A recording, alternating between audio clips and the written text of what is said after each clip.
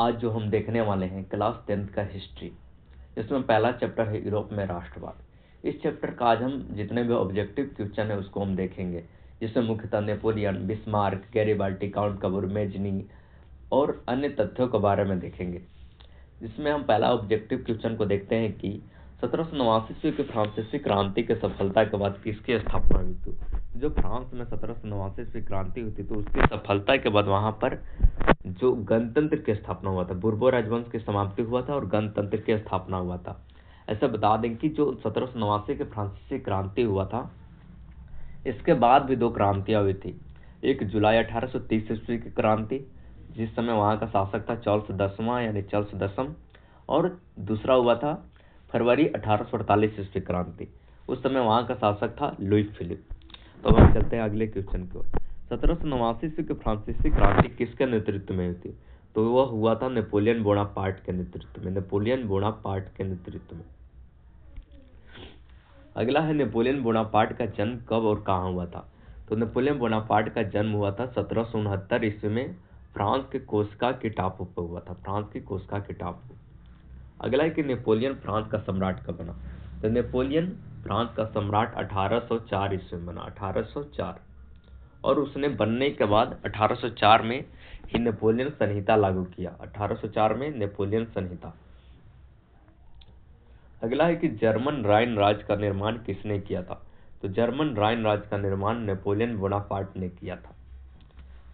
आगे है कि 1789 से फ्रांसीसी क्रांति के समय वहां किस राजवंश का शासन था।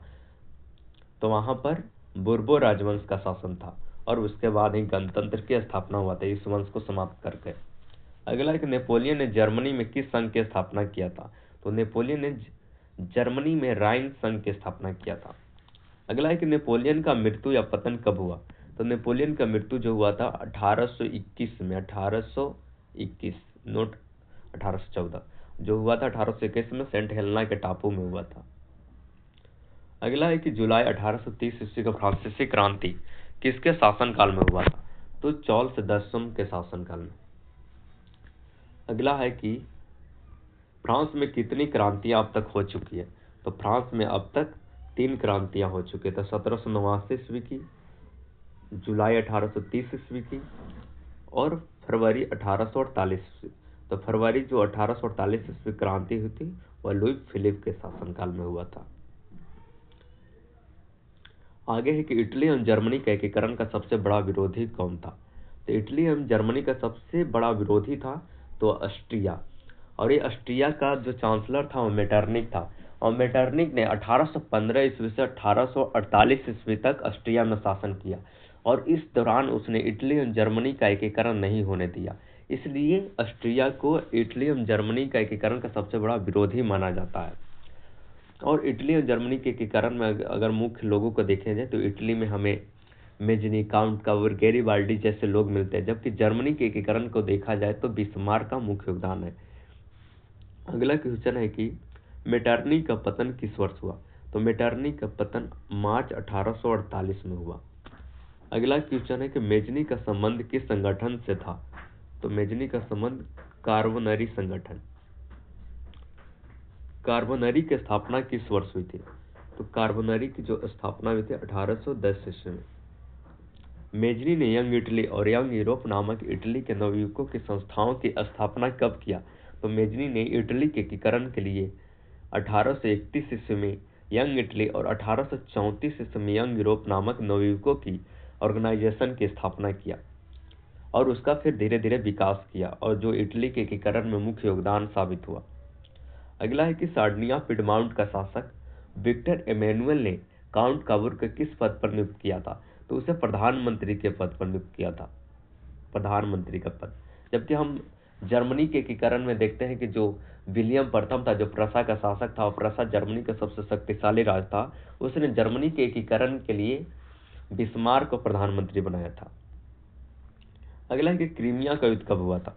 तो क्रीमिया का जो युद्ध हुआ था 1853-54 ईस्वी में हुआ था, फ्रांस और रूस के बीच। इसमें यह जो क्रीमिया का युद्ध हुआ था इटली के एकीकरण के लिए हुआ था। अगला है कि गैरिबाल्डी का जन्म कब और कहाँ हुआ। तो गैरिबाल्डी का जो जन्म हुआ था 1807 ईस्वी में इटली के नीस नगर में हुआ था, नीस नगर। गैरिबाल्डी पेशे से क्या था?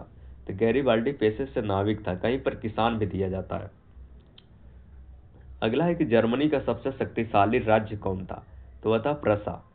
अब प्रसा के नेतृत्व में ही जर्मनी का एकीकरण हुआ था, और यहाँ का जो चांसलर था वह था मुख्यतः बिस्मार्क। और इसे किसने प्रधानमंत्री बनाया था? तो विलियम प्रथम, जो 1830 ईस्वी में विलियम प्रथम शासक बना था। आगे कि विलियम प्रथम प्रसा का शासक कब बना? तो 1830 ईस्वी में, 1830। जर्मनी के एकीकरण के लिए विलियम प्रथम ने प्रसा का प्रधानमंत्री किसे बनाया? तो महान कूटनीतिज्ञ बिस्मार्क को बनाया था, बिस्मार्क को। और जर्मनी के एकीकरण के लिए बिस्मार्क ने कितने देशों के साथ युद्ध किया? तो जो बिस्मार्क था उसने जर्मनी के एकीकरण के लिए 3 युद्ध किया था। पहला जो युद्ध है वह डेनमार्क के साथ किया, दूसरा किया ऑस्ट्रिया के साथ, और तीसरा किया फ्रांस के साथ। अगला क्वेश्चन है कि सेडोवा का युद्ध कब हुआ था? जो सेडोवा का युद्ध हुआ था वह 1866 ईस्वी में हुआ था, ऑस्ट्रिया और प्रसा के बीच, क्योंकि प्रसा के नेतृत्व में ही जर्मनी के एकीकरण हो रहा था, इसलिए 1866 में ऑस्ट्रिया और प्रसा के बीच हुआ। दूसरा जो युद्ध देखने को मिलता है वो सेडोन का युद्ध हुआ। तो सेडोन का युद्ध कब हुआ? जून 1870 में हुआ। तो किसके बीच हुआ? फ्रांस और प्रसा। पहला हम देखें ऑस्ट्रिया और प्रसा के बीच, दूसरा फ्रांस और प्रसा। इससे पहले भी एक डेनमार्क के साथ युद्ध हुआ था। किस संधि के अनुसार जर्मनी का एकीकरण हुआ? तो जर्मनी के एकीकरण से पहले एक फ्रांस के साथ संधि हुआ था, उससे क्या बोला जाता है? फ्रैंकफर्ट की संधि। 10 मई 1871 ईस्वी को हुआ था फ्रैंकफर्ट की संधि। अगला क्वेश्चन है कि फ्रैंकफर्ट की संधि किसके बीच हुआ था? तो यह हुआ था फ्रांस और प्रसा के बीच, फ्रांस और प्रसा के बीच। अब अगला क्वेश्चन यूनान के बारे में, क्योंकि उसी समय यूनान में भी आंदोलन चल रहे थे स्वतंत्रता के लिए। तो 1832 ईस्वी के पूर्व यूनान किसके अधीन था? तो वहां पर टर्की का आधिपत्य था, टर्की यानी तुर्की का। अगला क्वेश्चन कि यूनानियों की स्वतंत्रता के लिए कौन ब्रिटिश कवि शहीद हो गए थे? तो वहां के जो कवि का नाम था लॉर्ड वायरन, लॉर्ड वायरन। अगला क्वेश्चन है कि यूनानी स्वतंत्रता आंदोलन कब किसके नेतृत्व में प्रारंभ हुआ? तो जो यूनानी स्वतंत्रता आंदोलन था वह अलेक्जेंडर चिप्सलांटी के नेतृत्व में 1821 ईस्वी में प्रारंभ हुआ था। इसके बाद हमें देखने को मिलता है कि यूनानी स्वतंत्रता आंदोलन में तुर्की की हार होती है, और बवेरिया का शासक जो आटो होता है उसे यूनान का स्वतंत्र राजा घोषित किया जाता है, यूनान का स्वतंत्र राजा घोषित किया जाता है। तो यूनानी स्वतंत्रता आंदोलन की देश की हार हुई तो टर्की की यानी तुर्की की। 1829 ईस्वी में एड्रियानोपल की संधि किस देश के साथ हुई? तो तुर्की के साथ हुआ था, वो हुआ था तुर्की के साथ। अगला है कि एड्रियानोपल की संधि के अनुसार यूनान को एक स्वतंत्र राज्य कब घोषित किया?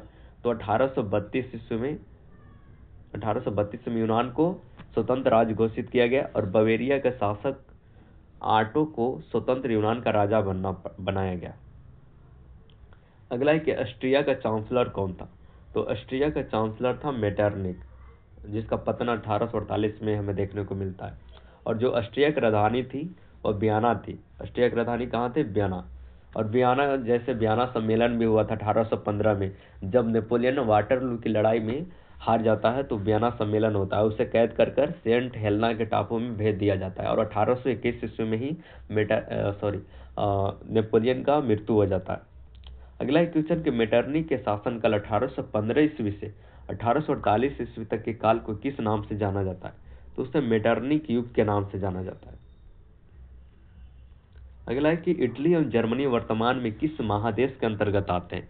तो इस समय जो इटली और जर्मनी है यूरोप में आते हैं। भारत अपना आता है एशिया में, चाइना आता है एशिया में, लेकिन इटली और जर्मनी यूरोप में आता है। अगला है कि फ्रांस में किस शासक वंश की पुनर्स्थापना वियना कांग्रेस के द्वारा की गई थी? बुर्बो राजवंश। पहले हम देख चुके हैं कि 1789 ईस्वी के फ्रांसीसी क्रांति के बाद गणतंत्र की स्थापना हुआ था। वहां पर जो पहले से बुर्बो राजवंश स्थापित था उसे उसकी सत्ता को उखाड़ फेंका गया था। लेकिन जब नेपोलियन वाटरलू 1815 के वाटरलू की लड़ाई में हार जाता है तो फिर से वहां पर किसकी स्थापना होता है? फिर से वहां पर जो पहले से चली आ रहा था बुर्बो राजवंश उसका फिर से यहाँ पर स्थापना होता है। अगला क्वेश्चन है जालवेरिन एक ऐसी संस्था थी। तो जालवेरिन जो संस्था थी ये व्यापारियों की एक संस्था थी। जालवेरिन की स्थापना किस राज्य ने किया? तो इसका जो विकास किया था, स्थापना किया था, वो प्रसा ने किया था। अगला क्वेश्चन है कि रक्त एवं लौह की नीति का अवलंबन किसने किया था? तो रक्त और लौह की नीति का अवलंबन बिस्मार्क ने किया था। और हमें रक्त और लौह पुरुष के रूप में, हमें लौह पुरुष के रूप में हम भारत में अगर देखने को जाए तो सरदार वल्लभ भाई पटेल को बोला जाता है। इसे भारत का बिस्मार्क भी बोलते हैं। अगला क्वेश्चन है कि यूरोपियन सभ्यता का पलना किसे कहा जाता है? तो यूनान को यूरोपियन सभ्यता का पलना कहा जाता है। सारी जितनी भी सभ्यता यूरोप में हुई, जितने भी फला फूला, वह यूनान से सीखकर ही मिला, आगे बढ़ा, इसलिए यूरोपियन सभ्यता का पलना यूनान को कहा जाता है। अगला है कि यूरोप वासियों के लिए किस देश का साहित्य एवं ज्ञान विज्ञान प्रेरणा स्रोत रहा? तो यूनान का, क्योंकि यूनान एंशियंट टाइम से ही बहुत विकसित और समृद्ध था। इसका व्यापार भारत के साथ था। सिकंदर यूनान का ही था, प्लेटो, अरस्तु, ये सब यूनान के दार्शनिक थे। इसलिए यूरोप वासियों के लिए यूनान का ज्ञान विज्ञान प्रेरणा स्रोत रहा। अगला है कि किस देश का हंगरी पर पूर्ण अधिपत्य था? तो पहले ऑस्ट्रिया का। आज जो हंगरी, जिसकी राजधानी है बुडापेस्ट, आज एक स्वतंत्र देश है, लेकिन 19वीं सेंचुरी में हंगरी पर ऑस्ट्रिया का अधिकार था। पहले ऑस्ट्रिया हंगरी लिखा जाता था। हंगरी की भाषा क्या थी? तो हंगरी की जो भाषा थी मैग्यार थी। अगला एक क्वेश्चन है कि एक्ट ऑफ यूनियन किस वर्ष पारित हुआ? तो 1688 ईस्वी में एक्ट ऑफ यूनियन पारित हुआ। अगला क्वेश्चन है कि वियना कांग्रेस में पवित्र संघ की योजना किसने प्रस्तुत किया था? तो जो वियना कांग्रेस हुआ था, वह उसमें पवित्र जो संघ होता है उसकी योजना रूस ने प्रस्तुत की। अगला है कि वियना कांग्रेस में कौन राष्ट्र शामिल नहीं हुआ? तो जर्मनी था। जर्मनी इसमें शामिल नहीं हुआ था। यह मुख्यतः फर्स्ट वर्ल्ड वॉर के समय का बात है। अगला है कि यूरोप का मरीज किसे कहा जाता है? तो यूरोप का मरीज तुर्की को कहा जाता है। अगला है कि 1830 क्रांति के बाद फ्रांस में किस प्रकार का शासन स्थापित हुआ? तो यहाँ पर जो शासन हुआ, निरंकुश राजतंत्र। पहले तो हम देखें कि 1815 में वहाँ फ्रांस में फिर से बुर्बो राजवंश का हुआ, लेकिन 1830 क्रांति के बाद राजतंत्र तो था ही, उसमें भी निरंकुश राजतंत्र की स्थापना हुआ। अगला है कि लाल कुर्ती की टुकड़ी का गठन किसने किया? तो ये जो टुकड़ी का गठन था गैरिबाल्डी, इसने इसलिए किया क्योंकि मेजनी के बाद जो योगदान था इटली के एकीकरण के लिए, उसमें गैरिबाल्डी का प्रमुख था, इसलिए उसने लाल कुर्ती का टुकड़ी का गठन किया। अगला है कि सिडोवा के युद्ध में किसके पराजय हुआ? तो 1866 में हमने देखा था सिडोवा का युद्ध हुआ था, उसमें हम ऑस्ट्रिया की हार होती है। किस युद्ध के बाद जर्मनी का एकीकरण हुआ था? तो 1871 में जर्मनी का एकीकरण होता है, लेकिन उससे पहले हमने देखा था कि जून 1870 में फ्रांस के साथ सेडोन का युद्ध होता है, सेडोन का युद्ध, और उसके बाद ही उसका एकीकरण होता है। अगला है कि जर्मनी एवं इटली के एकीकरण के समय फ्रांस का शासक कौन था? तो इटली एवं जर्मनी का जिस समय एकीकरण 1871 में हो रहा था, उस समय फ्रांस का जो शासक था उसका नाम था नेपोलियन तृतीय। अगला है कि राष्ट्रवाद की अवधारणा का जन्म किस घटना से माना जाता है? तो हम जानते हैं कि जो राष्ट्रवाद का उदय हुआ, हमें पूर्ण जागरण से मुख्यतः देखा जाए, लेकिन इसका जो चरम रूप जो देखने को मिलता है वो 1789 ईस्वी की फ्रांसीसी क्रांति से देखने को मिलता है, जिसमें हमें स्वतंत्रता, समानता और बंधुत्व की भावना का विकास देखने को मिलता है। अगला है कि कौन से युद्ध में ही एक महाशक्ति के पतन पर दूसरी यूरोपीय महाशक्ति जर्मनी का जन्म हुआ? तो जो युद्ध था वो सेडोन का युद्ध। लेकिन हम जब प्रथम विश्व युद्ध के बारे में देखते हैं तो वहां पर जो 1914 से 1918 तक जो प्रथम विश्व युद्ध हुआ था, उसमें जर्मनी की हार हुई थी, और उसमें अगर बोला जाए उस कॉन्टेक्स्ट में तो अमेरिका का उदय, एक महाशक्ति के पतन पर दूसरी यूरोपीय महाशक्ति अमेरिका का उदय हुआ था, लेकिन यहाँ पर जर्मनी का। अगला क्वेश्चन है कि 1848 में फ्रांसीसी क्रांति ने किस युग का भी अंत कर दिया? तो पुरातन युग, जो पहले से पुरातन व्यवस्था चली आ रही थी, जो निरंकुश राजतंत्र, बुर्बो राजवंश, उसका अंत कर दिया। अगला है कि वेटिकन सिटी का राजमहल जहां पोप रहते थे वो किसके प्रभाव से बचा रहा? तो वहां इटली का प्रभाव नहीं पड़ा था। अगला है कि हीगल कौन था? तो हीगल एक दार्शनिक था। हीगल कौन था? दार्शनिक। कोसुथ कौन था? तो एक हंगरियन राष्ट्रवादी नेता था, हंगरियन राष्ट्रवादी नेता। पोलैंड में आंदोलन कब हुआ था? तो 19वीं सेंचुरी में जिस तरह यूनान में स्वतंत्रता आंदोलन हुआ, जर्मनी के एकीकरण 1871 में, इटली के एकीकरण 1871 में, उसी समय पोलैंड में भी स्वतंत्रता के लिए आंदोलन हो रहा था। तो यहाँ पर 1863 में आंदोलन हुआ। अगला है कि यहाँ पर एक नेपल्स की क्रांति हुई थी। तो नेपल्स की क्रांति कब हुआ था? तो वह हुआ था 1821 ईस्वी में। अगला है कि चार्टिस्ट आंदोलन कहाँ हुआ था? तो यह मुख्यतः हमें इंग्लैंड में देखने को मिलता है। चार्टिस्ट आंदोलन कहाँ हुआ था? इंग्लैंड में। अगला है कि ऐतिहासिक द्वंद्ववाद की व्याख्या किसने की थी? तो इसका जो व्याख्या किया था हीगल ने किया था। ऐतिहासिक द्वंद्ववाद की व्याख्या हीगल ने। अगला है कि मेटरनिक व्यवस्था का उद्देश्य क्या था? मेटरनिक जो ऑस्ट्रिया का चांसलर था, उसका जो व्यवस्था का मुख्य उद्देश्य था कि पुरातन व्यवस्था की पुनर्स्थापना करना। वो नहीं चाहता था कि गणतंत्र की स्थापना हो, पुरातन व्यवस्था की स्थापना। अगला है कि ईसाई जगत किसमें विभक्त था? तो 19वीं सेंचुरी से पहले अभी भी जो ईसाई जगत है वह दो शाखाओं में विभक्त था। पहला का नाम था, उसका नाम था ग्रीक ऑर्थोडॉक्स, और दूसरा था उसको कैथोलिक चर्च बोला जाता है। अगला है कि रूस तथा यूनान के लोग ईसाई जगत के किस चर्च को मानने वाले थे? तो वह ग्रीक ऑर्थोडॉक्स को मानने वाले थे, ग्रीक ऑर्थोडॉक्स। इसके अलावा और भी ऑब्जेक्टिव क्वेश्चन है कि एक ऑब्जेक्टिव है कि मेटरनिक ने कहा था कि जब फ्रांस छींकता है तो सारे यूरोप को खांसी जुकाम हो जाता है। यह मेटरनिक का कथन है। इसके अलावा ऐसा देखा जाए कि अगर पूछा जाए कि यूरोप के किस देश से पुनः जागरण का सबसे पहले प्रारंभ हुआ था, तो इटली के फ्लोरेंस से हुआ था। इटली के फ्लोरेंस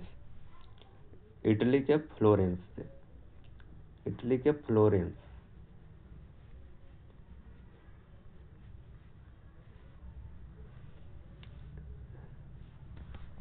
अगला है कि मोनालिसा नामक कलात्मक चित्र किसकी कृति है? तो उसका जो राइटर है लियोनार्डो दा विंची। और पूर्ण जागरण का अग्रदूत किसे कहा जाता है? तो दांते को बोला जाता है, जो इटली का एक महान कवि था। इसके अलावा एक ऑब्जेक्टिव है कि डिवाइन कॉमेडी नामक काव्य किसकी रचना थे? दांते का। इटली में मानवतावाद का संस्थापक किसने माना था? पेट्रोक। पूर्ण जागरण काल का विश्व विख्यात नाटककार कौन था? शेक्सपियर।